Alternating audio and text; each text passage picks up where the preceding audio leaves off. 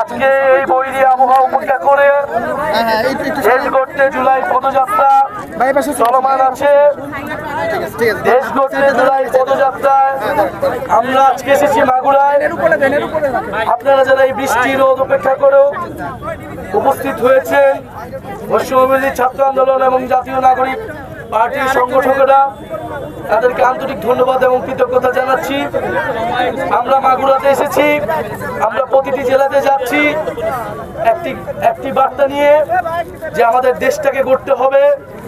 এই জুলাই গণঅভ্যুত্থানের পরে যে বাংলাদেশ বিনির্মাণের লড়াই এখন শুরু হয়েছে, এই বাংলাদেশ নতুন করে গড়তে হলে আমাদের এই ফ্যাসিজমের সাথে যারা জড়িত ছিল তাদের বিচার, দেশের মৌলিক সংস্কার এবং একটি নতুন সংবিধান প্রয়োজন। এবং আমরা আরো বলছি যে আমাদের যে কোনো দেশের আধিপত্যবাদ ও আগ্রাসনের বিরুদ্ধে বাংলাদেশ পন্থী একটি রাজনীতি দাঁড়া করাতে হবে। আমাদের বাংলাদেশে যে সংকটগুলো চলমান আছে গণ অভ্যুত্থানের পরেও, যে আমরা একটি নতুন সংবিধানের জন্য এখনো কাজ করতে পারছি না, দেশের মৌলিক সংস্কারের জুলাই সনদ নিয়ে এখনো টালবাহানা চলতেছে। আমরা মাগুরাবাসীকে বলতে চাই, আপনারা সোচ্চার হন। আপনার এলাকার দেখা যাচ্ছে না, উপরে আসলে ভালো হতো।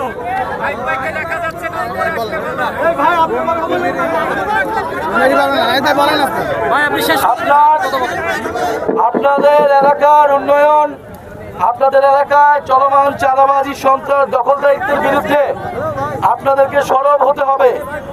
জুলাই গণ অভ্যুত্থানে মাগুরার লোক 10 জনের মতো শহীদ হয়েছেন।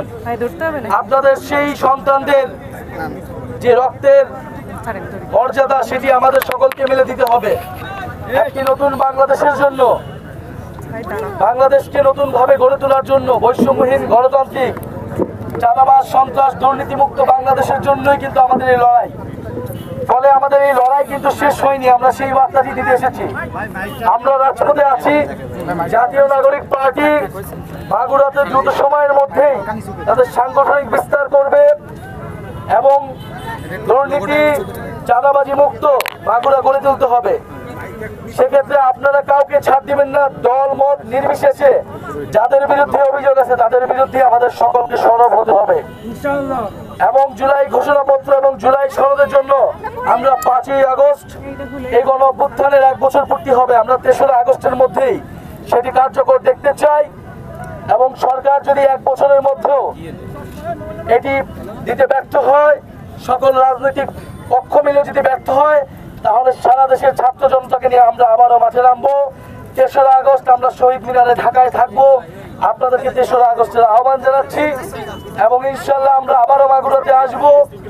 মাগুরার বাসী এলাকার যে সমস্যা, সেই সমস্যার সমাধানের জন্য জাতীয় নাগরিক পার্টির নেতৃবৃন্দ আপনাদের সাথে সবসময় থাকবে। বান্ডেল থাকলে প্রতি সেনমানিতে টাকা বাঁচবে।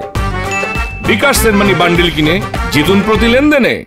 শুরু হয়েছে Standard Charter Channel I Agro অ্যাওয়ার্ডের 10ম আয়োজনের মনোনয়ন গ্রহণ।